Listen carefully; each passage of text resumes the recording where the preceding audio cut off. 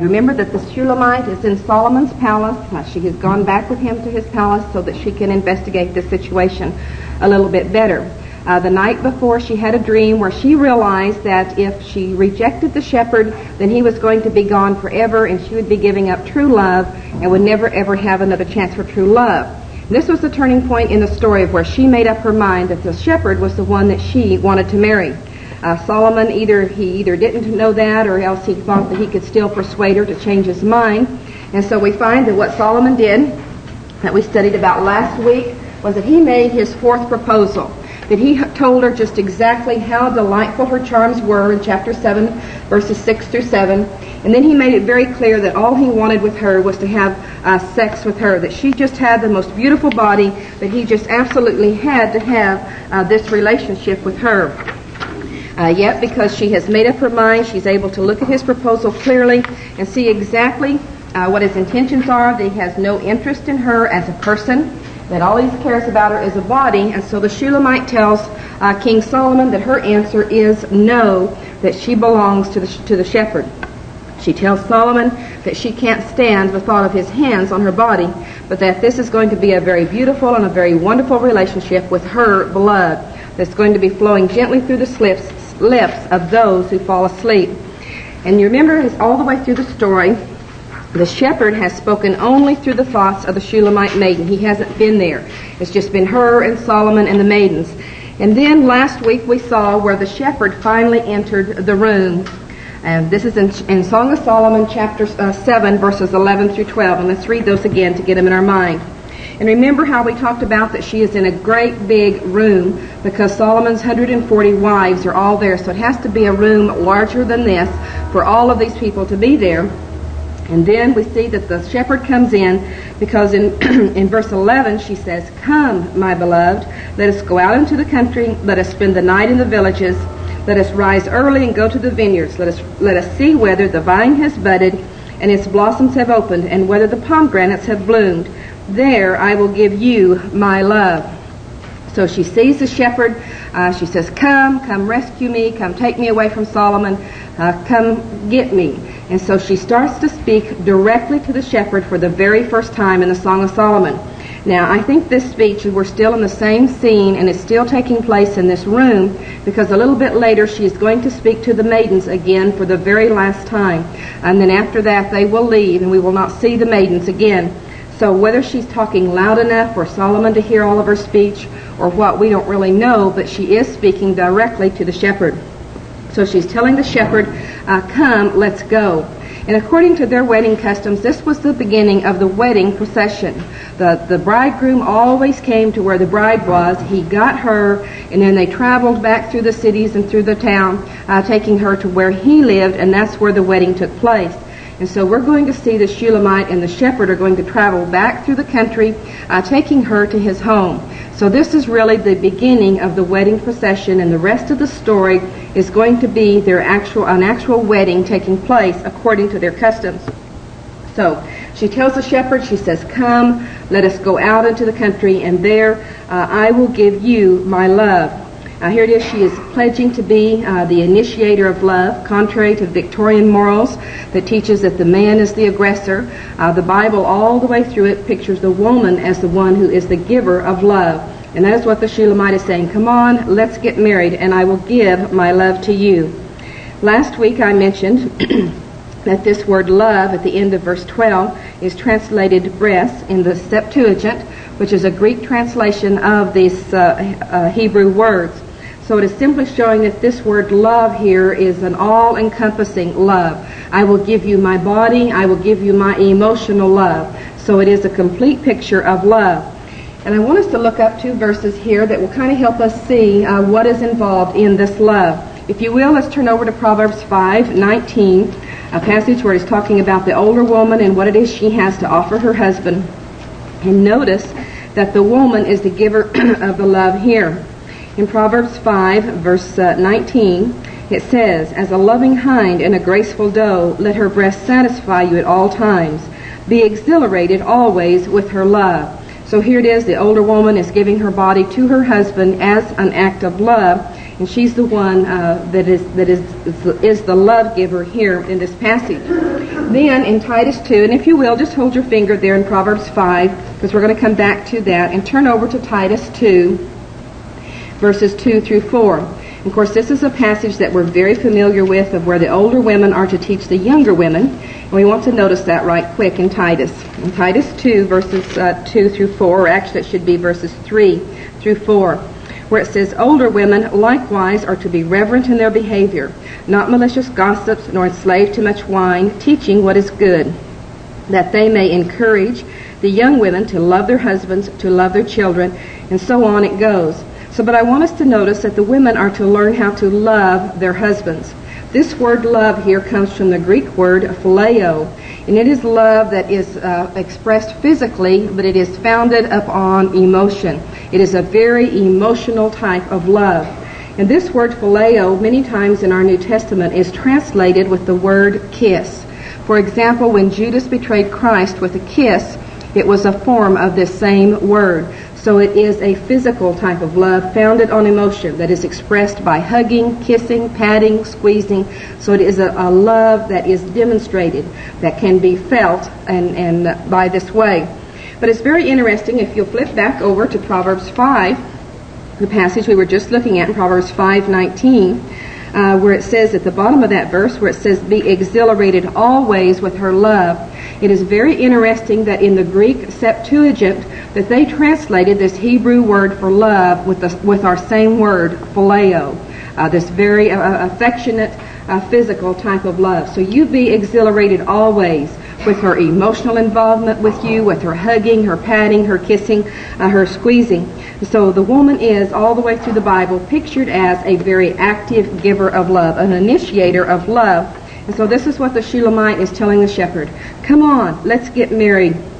Let's start our marriage together, and I will give you my love. I will be the initiator of love in our relationship. And actually not. Now she's talking directly to the shepherd, making this pledge to him. And as we think about her attitude toward love and toward the sexual relationship, last week I gave you a little advertisement, and I told you this week we were going to talk about this cartoon. This cartoon, the little girl comes home from school and tells her mother, in sex education class, they're teaching the girls how to use sex as a weapon. And so that's what I want us to do, is to take a few minutes and learn how it is that we can use sex as a very effective weapon in our relationships, and especially if we're not married. This is the key for using this as a weapon. And if we're going to understand how to use sex as a weapon, we're going to have to understand what the secret is of becoming one flesh.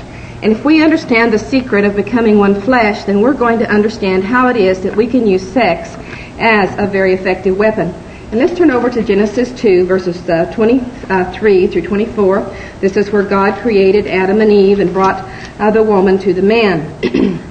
In Genesis 2, verse 23, it says, "And the man said, This is now bone of my bones and flesh of my flesh. She shall be called woman, because she was taken out of man. For this cause a man shall leave his father and his mother, and shall cleave to his wife, and they shall become one flesh." So here it is, we find the very first time this expression, one flesh, is used in the Bible, is when God presented the woman to Adam, and he said that they would become one flesh. Now I see some of you taking notes. You're going to be reading as your assignment the chapter on the secret of one flesh, so you are going to have this information. So you can take notes if you want, but I'm just letting you know that. Now, if we're going to understand what is truly involved in one flesh, what we're going to have to do is we're going to have to go to the New Testament and study each one of the 4 times that this expression is used in the New Testament, and put all of these together so that we can have a complete and full understanding of what's involved in one flesh. The first thing that we want to notice about being one in flesh is that it involves a male and a female. Let's turn over to Matthew 19 to see that it involves both a man and a woman. In Matthew 19, you remember this is where the Pharisees were coming to Jesus trying to trap him, get him involved in an issue of their day on divorce and remarriage. In Matthew 19, verses 4 through 6, Jesus answered them and said, "Have you not read that he who created them from the beginning made them male and female, and said, For this cause a man shall leave his father and mother, and shall cleave to his wife, and the two shall become one flesh. So he's saying in the very beginning God made them male and female, and for this reason he said they will become one flesh. Now we may think it's really very obvious that it takes a man and a woman to have a one flesh relationship.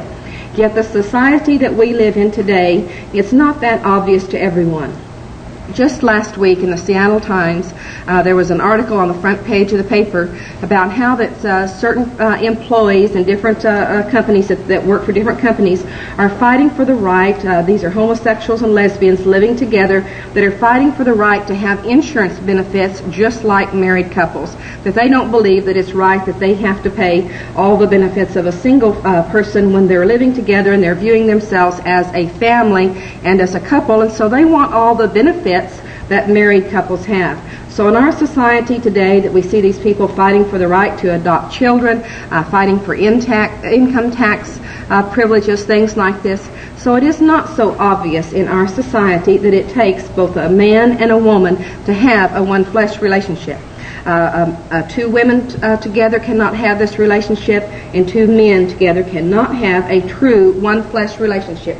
It involves both a man and a woman. Then, let's turn over to 1 Corinthians 6, verse 16, and notice another characteristic of the one flesh relationship, and that is that they are to be one in body. And in 1 Corinthians 6:16, he is talking about the man's relationship with the harlot and with immorality, and then in verse 16, he comes down to a conclusion. He says, "Or do you not know that the one who joins himself to a harlot is one body with her? For he says, the two will become one flesh." So he's saying that when a man joins himself to a harlot, he becomes one body with her, and that is part of the one flesh relationship. Now in the chapter you're going to be reading, you're going to have some word definitions for the word body and the word flesh, and you're going to see that they are very different words. The word body refers to a skillful combination of parts. And when you look at the man and the woman's bodies, you see that God has designed them in a very skillful way. God has designed them to unite in a very skillful way to create a child and to give pleasure to the man and to the woman. Now, in the process of creating a child, these parts are created so skillfully that the woman does not have to enjoy the sexual relationship in order to conceive. She can be raped and she can conceive. And the man also does not have to enjoy this relationship in order to father a child. Their bodies have just been designed in such a skillful way that they can reproduce themselves. But they are designed also in a way to give a certain amount of pleasure even in a fornication type situation, as with a harlot. However, being one body with a harlot is not the same as being one flesh with her. That is only part of the one flesh relationship. The word flesh, when you look it up, you find out that it means the total person, the total organism. And so it's talking about the personality and the body of the person. So being one in body is really only part of one flesh, but it is an important part of one flesh. We find that the Bible also teaches that another very important part of the one flesh relationship is that they are to be one in mind. And if you will turn over to Ephesians 5 in verses 31 through 33, we find this expression is used again. In verse 31 it says, "For this cause a man shall leave his father and mother and shall cleave to his wife, and the two shall become one flesh. This mystery is great, but I am speaking with reference to Christ and the church. Nevertheless, let each individual among you also love his own wife, even as himself, and let the wife see to it that she respect or reverence her husband." Now, if we go back up to verse 22 and get the whole context of this passage so that we can understand the significance of the one flesh phrase in this passage, we find that all the way through here that the Apostle Paul is talking about subjection and leadership. He is using Christ as the example of leadership for the husband, of how his leadership is not to be selfish and self-centered, but he is to look out for his wife, even to the point of giving up his own rights to do what is good for her. The woman is to be submissive, not as a subservient or a doormat type person, but out of love and respect and reverence for her husband, just as the church submits to Christ. So this whole passage is talking about a mental union, a mental coupling. There is no sex involved at all in this section of Ephesians 5 here. So when he talks about the one flesh relationship, he is talking about them becoming one in mind, joining their minds together. And we can also see this aspect of joining their minds in Genesis chapter 4, verse 1. And let's turn over there and notice this passage right quickly. In Genesis chapter 4, verse 1, again it is talking about Adam and Eve. And it says, "Now the man had relations with his wife Eve, and she conceived and gave birth to Cain. And she said, I have gotten a man-child with the help of the Lord." Now if you have a King James translation, and in the footnote of the New American Standard that I'm using, it says, "Now the man knew his wife Eve, and she conceived." The word here, and when your translations say had relations, the only way they are getting sexual relations into this word is through the context. There is no sex. When you look up the word new is the actual Hebrew word that is used here. There is no sex involved in that word at all. So when our Bibles translate this with "the man had relations," instead of giving us a translation of the word, they are giving us a commentary word. This is their opinion of what the word meant. Now, this is really something I think that is unfortunate, because when God inspired Moses to write this passage down about Adam and Eve, God is the one that chose the word "knew." And I don't believe that God made a mistake when he said that Adam knew his wife. This is not some prudish expression on God's part or some Victorian expression that King James translators put in, but it is exactly what God intended to convey here. This word "knew" is used many, many, many times in our Old Testament, in our Hebrew Bible. And there is no sex involved in this word, unless sometimes the context will make us know that the sexual act took place. Because if Eve conceived and gave birth to a child, obviously there was some kind of sexual contact. But this word is used when it says that God knew Moses face to face. This word is used to describe some very personal and intimate knowledge of someone. And by intimate, I don't mean sexually intimate, but just very private and very personal knowledge of someone. And this is what it is talking about, how the man knew his wife Eve, and she conceived. It wasn't that he just knew where her beauty marks were and what her private parts looked like, but he experienced her as a total person. He knew her as a person in a way that no one else ever knew her. And when you think about the sexual relationship, you realize that this is part of that relationship. A husband and wife know each other in this relationship in a way that no one else ever knows them. They experience each other's playfulness. They experience each other's personality in a way that is very private, a way that is just for them, a way that they share just with their mate. They experience their mate's sensuality, and they experience that person as they really are. And you know, really, when you think about it, here it is, when Adam and Eve knew each other in this relationship, they shared knowledge of each other's personality in a way that no one else knew. Their children did not share this part of their personality. If they had had parents, their parents would not know this part of their personality. So it is a knowing of the whole person. It's not just some mechanical, physical act, but it is an experience of the total person. A lot of times this is something that causes problems in marriage, because many times we have stereotyped attitudes of what a man is supposed to be like sexually, or a man has stereotyped views of what a woman is supposed to be like sexually, and he expects his wife to act like what he views them as. And so instead of accepting the wife or the husband as they really are, accepting their personality, accepting their level of playfulness and spontaneity in this relationship, then they carry all these stereotypes into their marriage, and they are disappointed because they have all these views. So God's ideal is a mental union, a mental sharing of personalities in a way that no one else experiences. So part of being one flesh is being one in mind. Then the fourth place where this is used in the New Testament shows us that God joins them together, that it is the God who creates the one flesh relationship. Let's turn over to Mark 10, verses 6 through 9, to notice the fourth passage where this is used in the New Testament. Okay, and this is Mark 10, verses 6 through 9. And again, this is where the Pharisees are tempting Jesus and trying to trap him in regard to divorce and remarriage. In verse 6 it says, "But from the beginning of creation, God made them male and female. For this cause a man shall leave his father and mother, and the two shall become one flesh. Consequently, they are no longer two, but one flesh. What therefore God has joined together, let no man separate." So here it is, he's saying God has designed this one flesh relationship. God is the one who has combined the man and the woman together, and do not let man interfere. Do not let man separate this relationship. So we see the four parts of becoming one flesh. Is it takes a man and a woman, they're one in body, they're one in mind, and then God is the one that joins them together, and God then regulates how they join together. In Ephesians 5, verses 31 through 33 that we've already looked at, this is where God regulates the mind. God tells the man exactly how to join his mind to his wife's mind without being selfish and with genuine concern for her.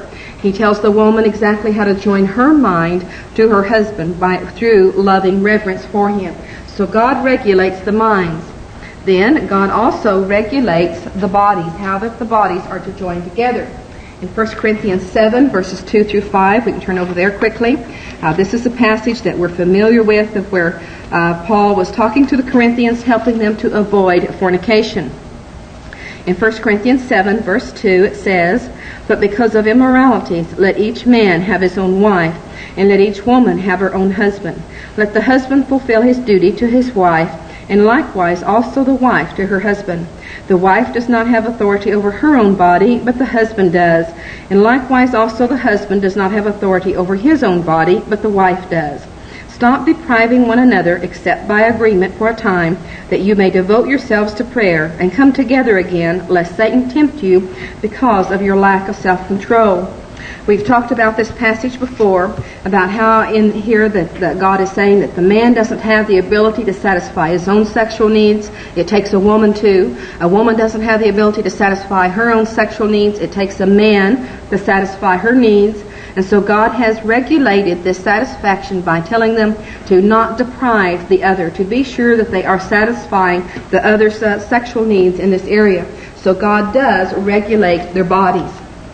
Okay, when we put all this together, we come down and say, okay, what is the secret of being one flesh? First of all, we want to notice that the secret of one flesh is not just love. Back during the turn of the century, when Victorian morals were at their height, then men taught that this was just love. Back at that time, and one of your assignments is going to be to read the chapter on Victorian morals. And when you read this, you're going to see that I'm going to be quoting quite a bit from some little books called What Every Young Man Should Know and What Every Man of 45 Should Know. These are books that were written at the turn of the century, and these books, I had a girl in my class one time that these books had been handed down in her family, and so she shared them with me. And then the books that were missing in the series I was able to get through the library, interlibrary loan system. And these books were written at the turn of the century, and fortunately the copyright was off, so I could quote as much as I wanted to and do whatever I wanted to with them. But the neat thing about these books is that these books, that there were absolutely millions and millions of copies of these books sold. They were printed in many different languages and published all over the world. And in the front of each one of these books, there were 4 for the men and there were 4 for women. So in the front of each of these the eight little books, in each book they had from 8 to maybe 15 people listed, and it would be different in each book, of prominent people in society at that time who endorsed these books as very healthy books, that these are what people need to be taught, that yes, this is true, what they are teaching about morality. People such as the editor of Ladies' Home Journal endorsed them. Elizabeth Cady Stanton, one of the prominent forerunners of the modern-day feminist movement, she endorsed them. Doctors, lawyers, judges, just any kind of prominent person you can imagine, they had their picture and their endorsement of these books were there. So this was the accepted and common belief of people at these times. And as you read these books, you find that their attitude of the one flesh relationship was that it was just love. That it was basically a mental union, that the physical union was something you put up with just for having children. And if you had too much passion in the bedroom when you were trying to create a child, then this is where idiots came from. And anytime you saw an idiot, then you knew that the mother and dad had just had too much passion in the bedroom, and this is why we had idiots. They also believed that when a man turned 45, that his life was essentially nearly over. He should not begin any new mental endeavors because it was going to drain his mental energy, and he would not have what it would take to see it through. Now, one reason why they believed that a man's life was nearly over at age 45 is because of what they viewed as sexual excesses.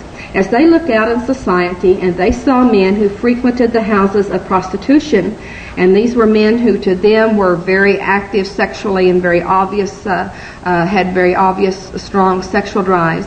As they looked at these men's lives, as they began to get older, around 45, they began to notice that these men became enfeebled mentally and began to have all kinds of mental problems.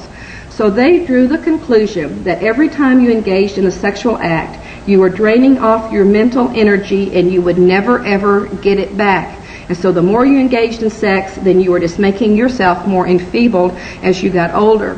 Now, I think the reason they came to this conclusion is I think they probably did look out in society at these men and did see that they were enfeebled in their 40, when they became 45 and along this time.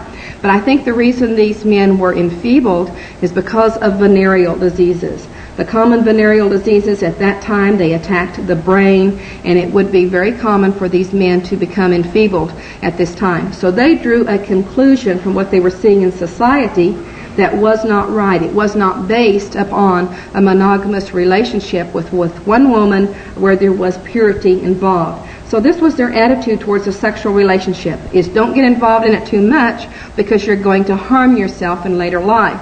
The one flesh relationship is mainly love. You develop the love between a husband and wife, and you avoid sex as much as possible.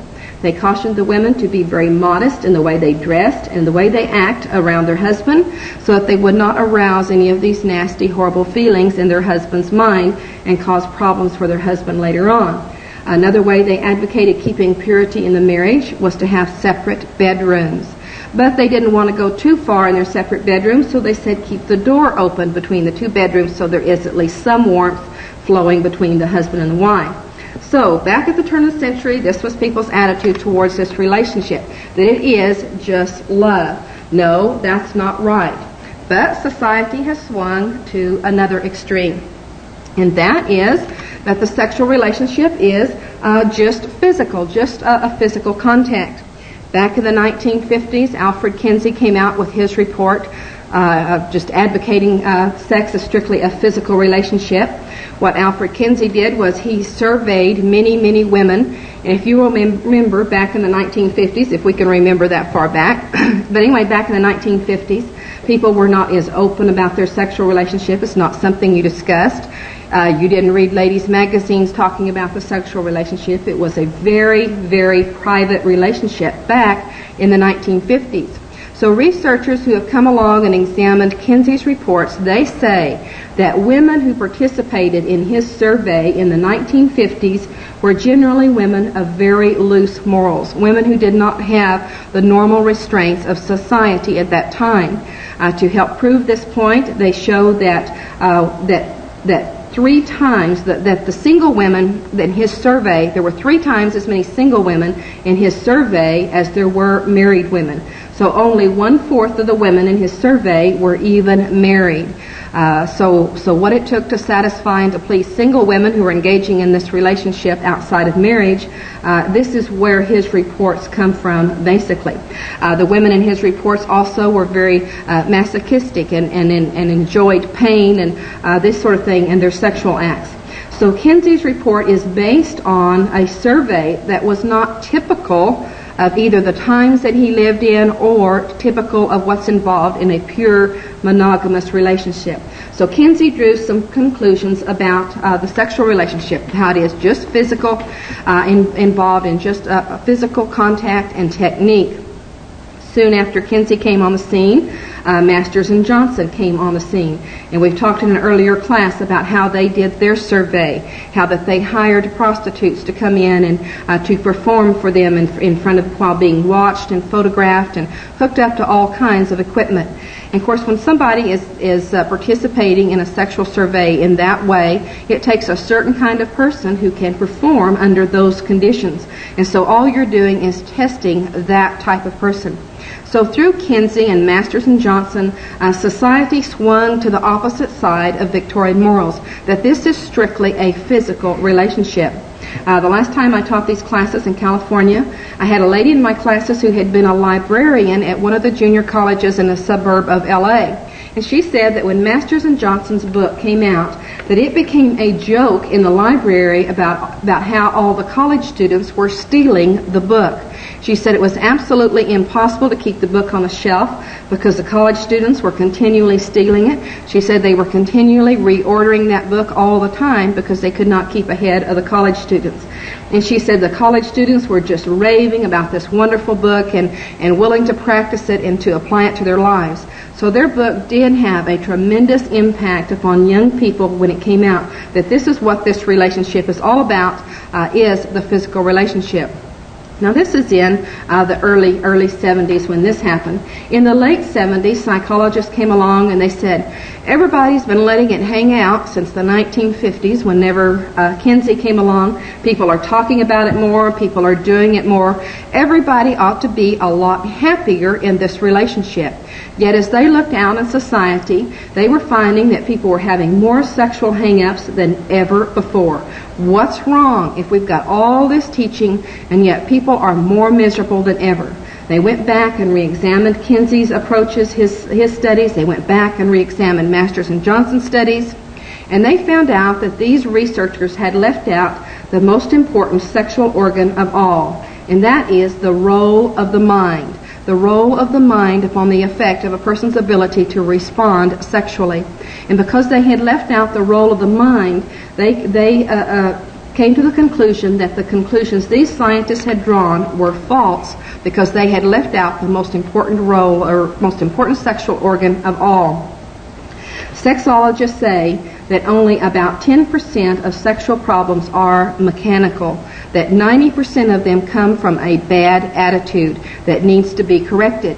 Sexologists also say that it is very easy to correct mechanical problems, but they are frustrated with how hard it is for them to correct emotional or mental problems, that this is something that is very hard for them. The three most common mental problems that they talk about is a person's basic attitude toward the sexual relationship. So that's something that's very important but very hard for them to deal with. Homosexuality is something else that is very hard for them to deal with.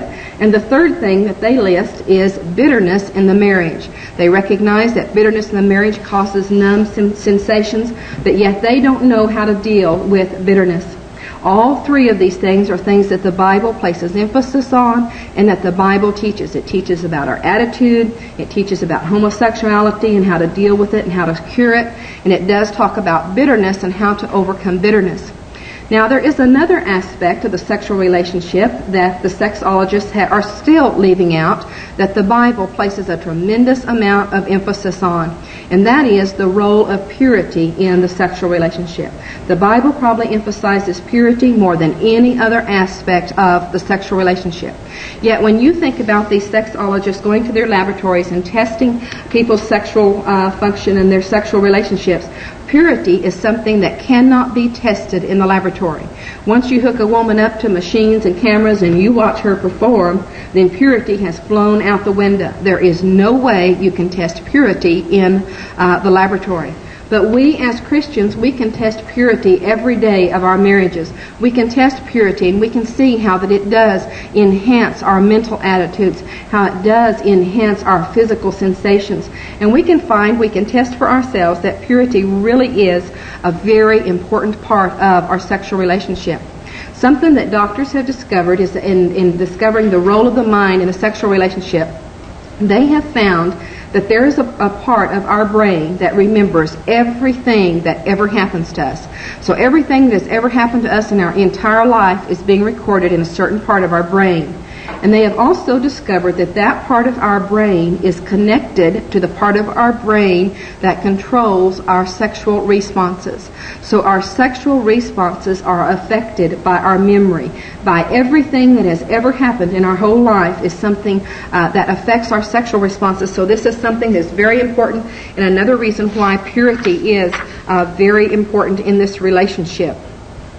So what we find out is that the secret of one flesh is that it is not just love, as the Victorians taught, and it's not just sexual contact, as the sexologists of the modern times have taught, but it is sexual love. It is a combination of love, emotional involvement, mental attachment, mental bonding with true, pure sexual contact. So the secret of one flesh is that it is a true sexual love.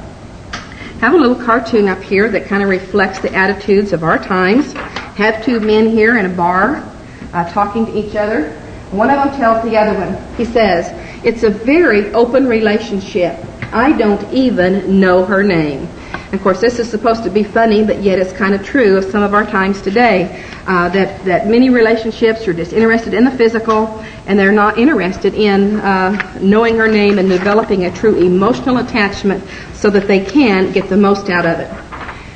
And I say the reason we're talking about all of this is because we're wanting to learn how to use sex as a weapon. Now, if we truly understand that the sexual relationship is both a mental involvement, a mental bonding, and a physical bonding, then if we are someone who is not married, whether we're a widow or a teenager, whatever we are, then we need to realize that the best way we can use sex as a weapon is to tell that man, no, no, no, I said no, and however many times it takes to tell him no, is to tell him no, because men have such strong sexual drives that this is what is going to promote them to make a mental bonding. A man, if a girl gives in to him to have sex when he wants it, then he has no motivation left to make a mental bonding with her. He's going to view that as strictly a physical relationship. But if she tells him no, then he's either going to have to go find another girlfriend who will tell him yes, or he's going to have to make a mental bonding with her. And by forcing him to make the mental bonding, by getting to know her mentally, then she is opening up their relationship so that when they do marry and they do partake of the physical relationship, then it is going to be more meaningful to her, and it is going to be more meaningful to him. Now, next week when we come back and study the Song of Solomon, the shepherd is going to tell us how it is that he won the Shulammite over King Solomon. And it's going to be through making this mental bonding. This mental bonding is extremely important. And it's something that we're going to see next week that is important at every stage of a marriage. And so it's something that if we don't begin it in courtship, then we may have problems creating it later on. So if we want to keep a man, keep his interest, and help him have a wonderful sexual relationship with us later in marriage, then the way to use sex as a weapon is by telling him no and forcing him to make this emotional bonding with us. Now, as we come back to the Song of Solomon, remember the Shulammite is here. The shepherd has just come in to rescue her, and she is talking to him.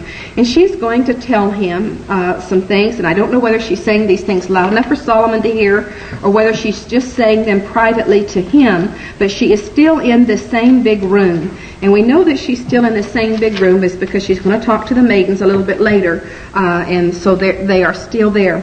But before she talks to the maidens, she is going to say some things to the shepherd, and she is going to tell him how it is she knows that they are going to have a successful marriage. And so what she knows is going to be a beautiful relationship for them. And so first of all, she talks to him about the blessings of marriage. In Song of Solomon, chapter 7, verse 13, she says, "The mandrakes have given forth fragrance, and over our doors are all choice fruits, both new and old, which I have saved up for you." So she says the mandrakes have given forth their fragrance. Of course, to the Jews, the mandrake was a symbol of fertility. The shepherd would have understood this, and she's saying, I know we're going to have lots of children. Let's hurry up and get married and start our family. She's very eager for this part of her life. So she's saying, let's get married. And over our doors are all choice fruits, both new and old, which I have saved up for you, my beloved. Now some of the fruits that he's enjoyed from her, some of the old fruits, is he has tasted of the milk and honey along with her honeycomb under her tongue. He has seen that she thinks that he is 1 in 10,000. She has this charm for him that every young man just absolutely demands in a girl before he will marry her. So he's tasted of her emotional involvement. He's tasted of her emotional love. And then she says that there are some new fruits which I have saved up for you. We read about these new fruits earlier when he said that she was a garden locked, a spring sealed up. So she has saved her sexual favors for him. These are just for you, and let's get married, and I will give these to you, my beloved. I have saved these for you. So she's talking to him about the blessings of marriage. Let's get married and enjoy this relationship together. Now, as she shows that she has a very healthy attitude towards the marriage relationship and towards the sexual relationship, we want to take a few minutes and talk about the 8 purposes that the Bible gives for making love. 2 of these we see in the Song of Solomon. Now, the Bible may have more than 8 purposes for making love, but 8 is all that I know about, so that's all we're going to talk about today. And see these 8 purposes.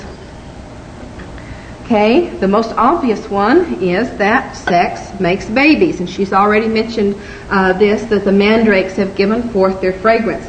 In Genesis 4:1 that we read earlier, this is where Adam knew his wife Eve, and she conceived and bore a child.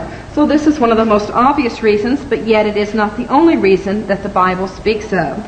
The sexual relationship also brings joy.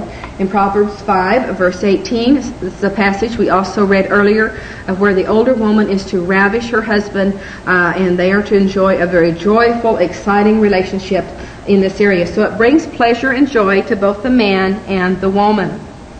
Then it also expresses affection. In Proverbs 5:19, the same section says, "We're being ravished by her love," where she is giving her body in love. This emotional involvement is something that is extremely important, and this is an important aspect of the sexual relationship. Then the sexual relationship also educates. In Genesis 4:1, where we talked about earlier the word knew, where Adam knew his wife, then it is an opportunity to learn about the mate in a very personal way and to share their personality in a way that no one else does. Then the sexual relationship relaxes.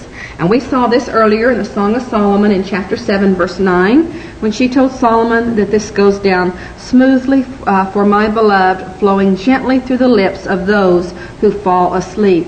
So she says this is going to be a very beautiful and a very wonderful way to end a hard day of work as we just drift off into sleep.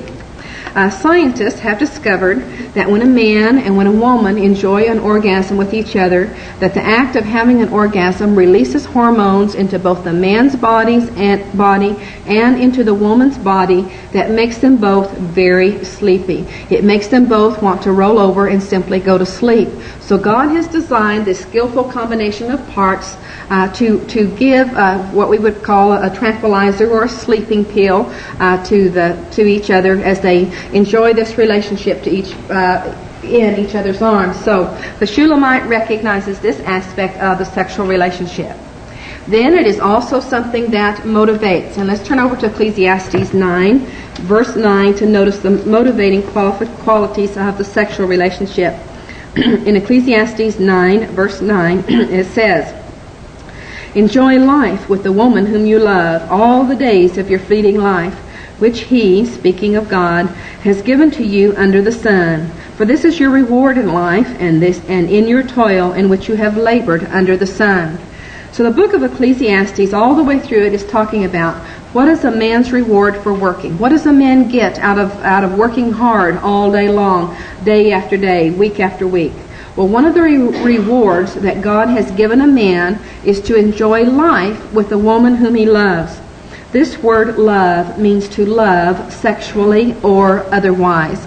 So So it is an all-encompassing word for love. So you enjoy this woman that you love emotionally, that you love sexually.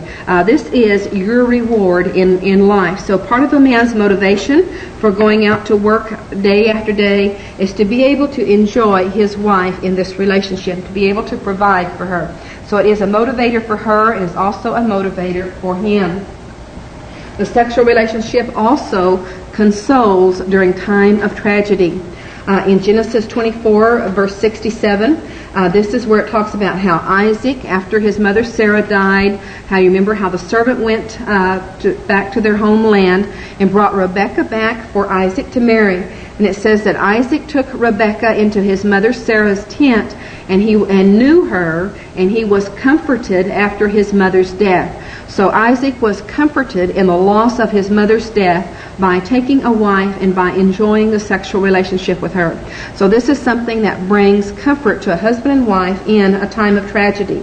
In 2 Samuel 12, verse 24, this is the story of David and Bathsheba. After God caused their child to die, their child that was conceived in adultery, it says that David went in to Bathsheba and that she conceived, and that I don't remember if she conceived or not, but anyway, she was comforted by him going into her at that time after the death of their child. So a husband and wife, when they have a true emotional bonding as well as a physical bonding, then in times of tragedy, this is something that can be very comforting as they share and communicate with each other in a way that no one else can. So the sexual relationship is designed to console people during times of tragedy and heartache. Then, finally, it unifies. In Genesis 2, verse 24, this is the passage that we talked about earlier, where Adam said, "For this cause the man shall leave his father and mother and shall cleave to his wife." This is a very important relationship that God has created for husbands and wives to enjoy. Okay, I'm going to stop right there.